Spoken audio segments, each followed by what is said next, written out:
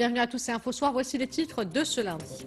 Sa Majesté le Roi adresse un message au président du Comité des Nations Unies pour l'exercice des droits inaliénables du peuple palestinien à l'occasion de la Journée internationale de solidarité avec le peuple palestinien. Le souverain a également appelé à intensifier les efforts internationaux. Un nouveau round du dialogue interlibyen a débuté à Tanger entre deux délégations représentant le Haut Conseil d'État libyen et la Chambre des représentants libyennes. Une réunion qui vise à se concerter sur le dialogue en cours en Tunisie et à unifier les visions. Quelle est la différence entre le test PCR, prélèvement par le nez, et le test sérologique, prélèvement sanguin? Lequel est le plus fiable? Qu'en faire l'un plutôt que l'autre? Nous ferons un focus sur ces deux procédures. Ils sont mobilisés au péril de leur santé, le personnel soignant, pour remercier celui du centre hospitalier universitaire Mohamed VI de Marrakech. Une journée de détente a été organisée hier dans la commune d'Agafay, un hommage sur lequel nous reviendrons à la fin de cette édition. Monsieur, bonsoir. Sa Majesté le Roi Mohamed VI adresse un message au président du Comité des Nations Unies pour l'exercice des droits inaliénables du peuple palestinien, Shir Nyang, à l'occasion de la Journée internationale de solidarité avec le peuple palestinien. Dans ce message, le souverain réitère la solidarité du royaume avec le peuple palestinien frère, son appui constant et indéfectible en faveur de ses droits légitimes. Sa Majesté le Roi a également appelé à intensifier les efforts internationaux. Le développement avec Amina Benkhal. Il est nécessaire de dépasser le blocage du processus de paix et de relancer les négociations directes entre Palestiniens et Israéliens. C'est ce que précise Sa Majesté le Roi Mohamed VI dans un message à l'occasion de la Journée internationale de solidarité avec le peuple palestinien.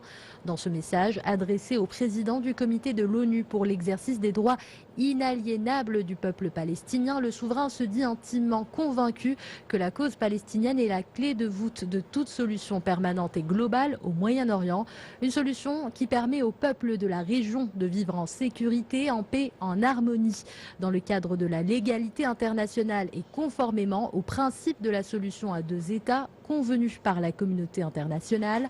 Le souverain a également réitéré la solidarité du Maroc avec le peuple palestinien frère, son appui constant et indéfectible en faveur de l'établissement d'un État palestinien indépendant avec Al-Quds oriental comme capitale, un État viable et ouvert sur ses voisins et sur les autres religions. Sa Majesté le Roi Mohamed VI a aussi réaffirmé son soutien plein et entier à l'État de la Palestine sous la direction du président Mahmoud Abbas. Toujours dans le même message, Sa Majesté le Roi Mohamed VI a insisté sur l'importance d'intensifier les efforts internationaux pour relancer les négociations directes entre les parties palestiniennes et israéliennes afin de résoudre toutes les questions litigieuses. Réaffirmant son attachement à une paix juste, permanente et globale, le souverain a souligné que les mesures unilatérales instaurées dans les territoires palestiniens occupés sont contraires aux résolutions de la légalité internationale, qu'elles hypothèquent les chances de parvenir à la solution souhaitée, aggravent les conflits, attisent le sentiment de frustration et alimentent l'extrémisme. En tant que président du comité Al-Quds, le souverain n'a cessé d'appeler à la préservation de l'unité et de l'inviolabilité de cette ville singulière. Sur le plan économique, le renforcement des potentialités et des capacités de résistance des Mardissi passe inévitablement par la mobilisation et l'exploitation de toutes les ressources et de tous les moyens matériels disponibles afin de mettre en œuvre les programmes de développement humain à Al-Quds, selon Sa Majesté le Roi Mohamed VI. Direction Tanger, où un nouveau round du dialogue interlibyen a débuté entre deux délégations représentant le Haut Conseil d'État libyen et la Chambre des représentants libyennes. Une réunion qui vise à se concerter sur le dialogue en cours en Tunisie et à unifier les visions quant au processus politique et institutionnel en Libye. Reportage d'Ernzina, le récit est de Rizlan Taibi. Ce nouveau round s'inscrit dans le sillage des séances visant à se concerter sur le dialogue en cours en Tunisie et à unifier les visions autour du processus politique et institutionnel en Libye. La délégation du Haut Conseil d'État libyen est conduite par Mohamed Abou Sounaina et celle de la Chambre des représentants par Aïcha Chalabi. Les discussions sont toujours en cours, nous n'avons pas encore abouti à des résultats, mais les tractations se déroulent dans un climat positif. Cette réunion intervient après la tenue de deux rounds de dialogue interlibyen bosniaque en septembre et octobre dernier, couronnés par la conclusion d'accords globaux sur les critères nécessaires pour occuper des postes de souveraineté prévus par l'accord de Skhirat de décembre 2015. Nous avons déterminé les sujets à débattre et établi un programme de négociation pour aujourd'hui et demain. Notre priorité est d'évaluer le dialogue qui a eu lieu en Tunisie. Tanger avait abrité la semaine dernière la réunion consultative de la Chambre des représentants libyenne qui a été sanctionnée par un accord sur la tenue d'une réunion de la Chambre dans la ville de Ghadamès, juste après le retour de ses membres en Libye. Nous ouvrons la page internationale avec le Mali où 3 bases de l'armée française dans le nord et l'est du pays ont été visées par des tirs de roquettes ce matin. Des attaques revendiquées par Al-Qaïda. Ces tirs qui n'ont fait aucune victime ont ciblé des camps situés à Kidal, Ménaka et Gao. Selon le porte-parole de l'armée française, seule la base de la MINUSMA à Kidal a subi des dommages. Cette base de la mission des Nations Unies au Mali est située à proximité du camp français. L'ONU a condamné l'attaque. C'est une affaire qui électrise le débat autour des violences policières et de la loi sécurité globale en France. Les 4 policiers mis en cause pour le tabassage d'un producteur de musique à Paris ont été mis en examen hier soir. Parmi ces 4 agents, 3 ont été mis en cause pour violences volontaires par personne dépositaire de l'autorité publique et faux en écriture publique conformément aux réquisitions du parquet de Paris. La vidéo du passage à tabac diffusée jeudi dernier sur les réseaux sociaux est largement partagée. Plus de 10 millions de vues a déclenché une onde de choc jusqu'au sommet de l'État. Emmanuel Macron s'est dit très choqué par les images montrant Michel Zecler, un producteur noir, roué de coups dans l'entrée de son studio de musique à Paris. Retour à l'actualité nationale avec les programmes de développement dans les provinces du Sud. Au menu de la séance mensuelle du Parlement, 700 projets sont prévus dans le cadre de cette stratégie qui vise à métamorphoser cette partie du royaume. Reportage Marie Mamellel, le récit est de Amina Mtrab. Les provinces du Sud se sont métamorphosées grâce à l'ambitieux programme de développement lancé en 2015. Le taux d'avancement des projets lancés dans le cadre de ce programme est de 70%. C'est ce qu'a annoncé le chef du gouvernement lors de cette séance plénière consacrée à la politique générale. Sur les 700 projets programmés dans les provinces du Sud, 179 ont déjà été réalisés et sont en phase d'exploitation pour un budget de 13 milliards de dirhams. 336 projets sont en cours de réalisation. Certains d'entre eux seront opérationnels d'ici fin décembre. Et enfin, 236 chantiers n'ont pas encore démarré. Ces projets coûteront 25 milliards de dirhams. Les projets réalisés ont déjà un impact significatif sur les indicateurs de développement dans les provinces du Sud, comme le taux de scolarisation des enfants et jeunes entre 6 et 22 ans qui atteint les 81%, ou encore le pourcentage d'approvisionnement en eau potable qui dépasse les 93%. Qu'il s'agisse de taux d'approvisionnement en eau potable, d'accès à l'électricité ou de scolarisation, nous observons des chiffres encourageants. Ces indicateurs concernent aussi les infrastructures routières ou encore la création d'emplois. De véritables projets de développement sont programmés dans les provinces du Sud. Nous avons pu aujourd'hui évaluer et mesurer leur impact sur les populations, que ce soit au niveau économique ou social. Cette dynamique se poursuit. Parmi les grands projets prévus pour 2021, le lancement des travaux de construction du port atlantique d'Akhla pour un budget de 10 milliards de dirhams ou encore la station de dessalement des eaux pour l'irrigation de 5000 hectares au nord de Dakhla. Arrêtons-nous à présent, comme tous les soirs, sur le compte-rendu quotidien de la situation épidémiologique au Maroc, avec les derniers chiffres du ministère de la Santé, des chiffres en légère baisse, 57 décès et 2533 nouveaux cas d'infection au Covid-19 ont été enregistrés durant ces dernières 24 heures. Le point avec Salim Amnabou. Les quelques 20 000 tests de dépistage réalisés quotidiennement révèlent aujourd'hui plus de 2500 cas d'infection au Covid-19. Ce nouveau bilan porte à plus de 356 000 le nombre de cas d'infection enregistrés à travers le royaume depuis la découverte du premier cas le 2 mars dernier. Comme à l'accoutumée, Casablanca-Stade est la plus touchée. La région concentre quasi la moitié des nouvelles contaminations, soit près de 950. Au cours de ces dernières 24 heures, plus de 2900 personnes ont été déclarées guéries. Ces nouvelles rémissions portent à plus de 305 000 le nombre de malades à avoir gagné la bataille contre la maladie. Malheureusement, 57 personnes sont décédées aujourd'hui. Le Covid a fait au total plus de 5 800 victimes. Le taux de létalité reste inchangé à 1,6%.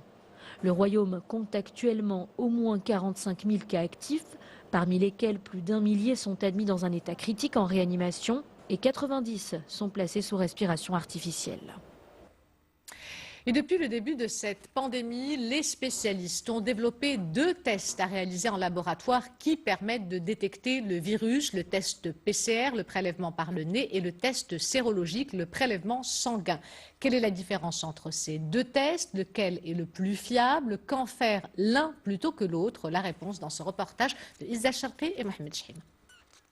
Depuis le début de cette pandémie, le dépistage du coronavirus est possible. Test PCR ou sérologique, une fois les symptômes liés au virus détectés, il est nécessaire de se soumettre au prélèvement. Certains y ont même recours par précaution. Ici, au laboratoire, on m'a expliqué qu'il y avait 2 types de tests, les tests PCR et les tests sérologiques. J'ai choisi le test PCR parce que je pense qu'il donne des résultats fiables et exacts. Très fiable et des résultats exacts. Je suis allée voir mon médecin qui m'a dit que je ne présentais pas les symptômes du coronavirus, mais il m'a prescrit par précaution ce qu'on appelle le test sérologique. Il existe néanmoins une différence entre le test PCR et le test sérologique. Le premier permet de rechercher directement le virus et se fait via un prélèvement nasal. Sa positivité montre que le patient est en phase active de la maladie. La sérologie, quant à elle, se fait via une prise de sang qui permet de détecter si oui ou non le sujet a déjà contracté le virus ces derniers mois.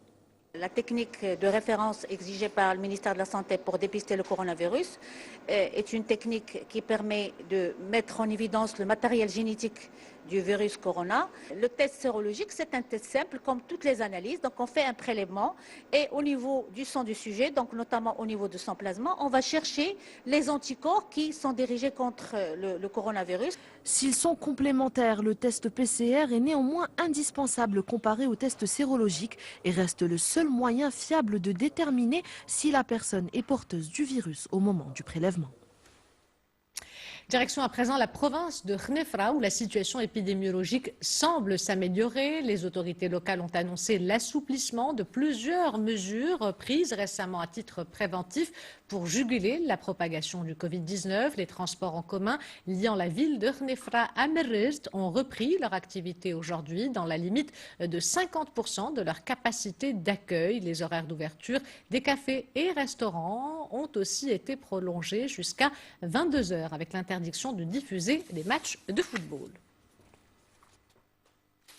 Ce sont des données très révélatrices dans le cadre de la campagne nationale et internationale de mobilisation pour l'élimination de la violence à l'encontre des femmes. Le Haut Commissariat au Plan a dévoilé les résultats relatifs au coût social et économique de la violence faite aux femmes et aux filles. Une enquête réalisée avec l'appui de ONU Femmes au Maroc. Reportage Salima Mnap. C'est une urgence de santé publique qui concerne 50% des femmes. L'étude menée auprès de femmes de tout âge révèle qu'1 sur 2 a été victime d'une forme de violence l'an dernier. Approfondie, elle jette la lumière sur la banalité des violences physiques et dévoile le coût causé par ce fléau, fixé à plus de 2,5 milliards de dirhams. Ceux directs sont liés à la santé et à la justice et représentent 80% de ce montant. Les femmes concernées par les violences les plus graves, elles sont environ 5%, perdent en moyenne 14 jours de travail par an. Lorsqu'il s'agit de violences physiques ayant eu lieu dans l'espace public, elles concernent 30% des victimes, 7 jours de travail sont perdus. Autre indicateur qui témoigne de l'impact de la violence à l'égard des femmes sur le monde du travail, 53% des victimes déclarent une baisse de productivité. Et enfin, 7% ont finalement renoncé à leur vie professionnelle.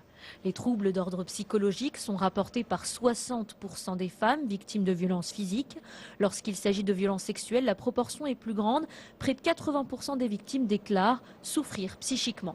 Les conséquences psychologiques les plus courantes sont liées à des sentiments de nervosité, dans un quart des cas, des troubles qui inévitablement se répercutent sur le développement psychosocial des enfants, largement pris en considération dans cette étude. Lorsqu'il s'agit de violences conjugales, 16% des victimes déclarent que leur enfant de moins de 18 ans présente des problèmes de santé de nature comportementale. Les enfants exposés à la violence conjugale sont concernés par un sentiment d'isolement dans plus de 40% des cas. Plus du tiers d'entre eux sont sujets à des crises d'angoisse et plus de 20% à des cauchemars. Et enfin, l'étude rappelle que moins de 7% des victimes de violences conjugales portent plainte. Dans un autre cadre, pour exemple dans l'espace public ou professionnel, elles sont 22% à engager des actions judiciaires. C'est un changement palpable, les températures sont en baisse et le Maroc se prépare à faire face au froid hivernal. C'est notamment le cas dans la province de Jrada qui connaît déjà une baisse relative du mercure. Aujourd'hui, le comité de veille provincial a tenu une réunion pour présenter les différentes mesures proactives pour faire face aux effets de la vague de froid et venir en aide aux populations enclavées. Reportage Oussama Ofker, le récit est de Rita Saher. Tracteurs, chasse-neige, ambulances, ces équipements sont enfin prêts à être utilisés. Au total, 49 véhicules ont été déployés pour lutter contre les effets de la vague de froid, entre routes coupées et enneigées. Des unités mobiles médicales sont également prévues pour venir en aide aux populations enclavées. Plusieurs mesures ont été décidées par la délégation provinciale de la santé pour lutter contre la vague de froid. Il s'agira notamment de fournir les centres de santé en doses supplémentaires de médicaments ou encore de mobiliser toutes les ressources humaines nécessaires. Les différentes mesures qui visent à lutter contre la vague de froid durant la saison hivernale ont été annoncées lors de cette réunion tenue par le comité provincial de veille. Elles concernent notamment le recensement et suivi des femmes enceintes et personnes atteintes de maladies chroniques. Afin de garantir la réussite des différentes interventions, la province a été divisée en 3 pôles, celui de Jrada, de Twissit et de Ain Bni Mathar. Durant cette réunion, nous avons mis en place une stratégie provinciale pour prendre l'ensemble des mesures proactives afin de prendre en charge les populations des zones exposées. Nous avons également étudié les moyens et équipements nécessaires pour garantir l'efficacité de ce plan. Les membres du comité sont d'ores et déjà sur le qui-vive, car en matinée, le mercure avoisine les 2 degrés à Jrada, des températures qui vont relativement baisser en fin de semaine pour ne pas dépasser les 10 degrés en journée et seront même accompagnées de précipitations. Nous sommes en pleine saison des oliviers. Les huileries tournent à plein régime dans les zones montagneuses. Les huileries traditionnelles ont toujours la cote, mais la production se modernise avec la création d'unités de trituration modernes, un système qui séduit de plus en plus les oléiculteurs par sa rapidité et son rendement. Reportage dans la province de Sfro de Sarah Jabri et Ala Edilahmin. À Ribat el-Khir, dans la province de Sfro, l'olivier occupe une place prépondérante. Dans le petit village de Sidi Yahya, la trituration des olives fraîchement récoltées se fait encore dans des moulins traditionnels comme celui-ci. Un procédé ancestral lent et fatigant, puisqu'il faudrait en moyenne une journée de travail pour presser 3 tonnes d'olives. La trituration se fait en plusieurs étapes. Le mulet fait tourner les grosses pierres cylindriques qui malaxent les olives. La pâte que nous obtenons est mise dans un pressoir avant d'être remise une nouvelle fois sous les pierres. Cette méthode requiert énormément de temps.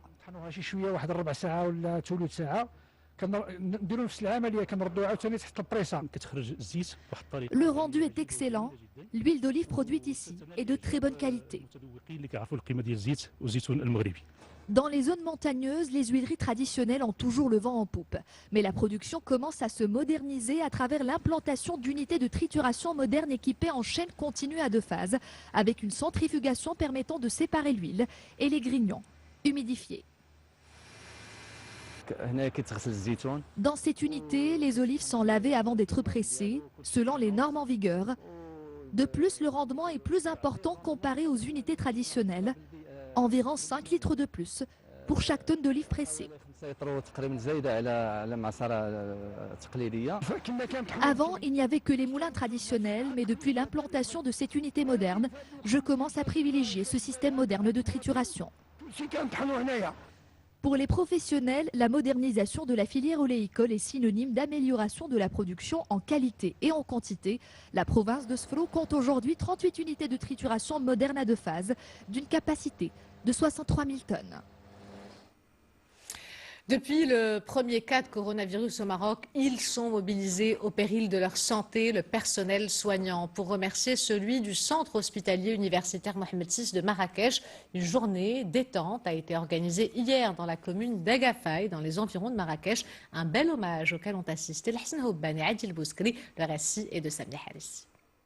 Un dimanche pendant lequel ils n'ont pas eu à revêtir leur casaque de la tête aux pieds ni à courir dans les couloirs du centre hospitalier Mohamed VI de Marrakech. Eux, ce sont les médecins, les infirmiers et les aides-soignants de cet hôpital de la Ville-Ocre.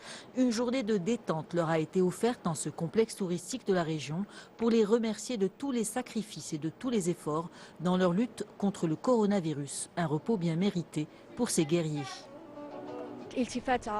C'est une attention spéciale pour les fonctionnaires de la santé qui sont en première ligne dans le combat contre la Covid-19. C'est une reconnaissance des sacrifices et des efforts consentis pour le secteur de la santé et pour leur patrie.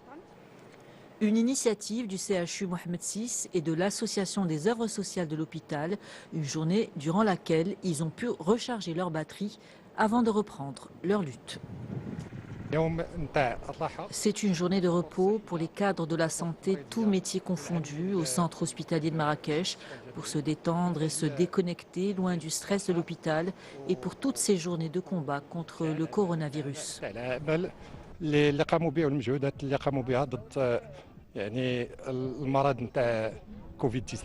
J'espère que cette opération aujourd'hui à Marrakech sera relayée dans toutes les villes du Maroc, Casablanca, Tanger, Fès. Je voudrais vraiment lancer un appel aujourd'hui par le biais de votre média et dire à tous les restaurateurs, à tous les gens, offrez une journée de solidarité au corps médical qui se sont battus corps et âme pendant 9 mois, sans compter les heures, les jours, leur fatigue et tout ce qui suit. Une journée de décompression salutaire pour les équipes médicales des hôpitaux du Royaume, submergées de malades atteints par le coronavirus et qui se battent sans relâche depuis 9 mois. Avant de nous quitter, je vous rappelle l'une des principales informations de ce journal. Sa Majesté le roi Mohamed VI adresse un message au président du Comité des Nations Unies pour l'exercice des droits inaliénables du peuple palestinien, Cher Nyang, à l'occasion de la Journée internationale de solidarité avec le peuple palestinien. Dans ce message, le souverain réitère la solidarité du royaume avec le peuple palestinien frère, son appui constant et indéfectible en faveur de ses droits légitimes. Sa Majesté Mohamed VI a également appelé à dépasser le blocage du processus de paix et à intensifier les efforts internationaux. Voilà, c'est la fin de cette édition. L'information se poursuit sur notre site 2m.ma et sur l'application My2M. Le prochain journal El Messaïa vous sera présenté par le Hussein Ouzig. Quant à moi, j'aurai le plaisir de vous retrouver demain. Si tout va bien, en attendant, portez-vous bien et excellente soirée à tous.